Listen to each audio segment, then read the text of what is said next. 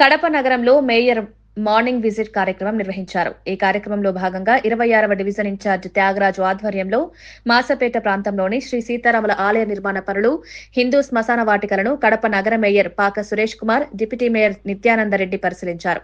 స్థానిక కార్పొరేటర్, ఆలయ చైర్మన్, నాయకుల విజ్ఞప్తి మేరకు దాతల సహకారంతో పాటు కార్పొరేషన్ నిధులను వినియోగించి ఆలయ నిర్మాణ పనులు పూర్తి చేస్తామని మేయర్ తెలిపారు. మాసపేట, గౌస్ నగర్ హిందూ శ్మశాన వాటికలు, పాత కడపలోని తర్పణ స్థలాన్ని కూడా ఆయన పరిశీలించారు.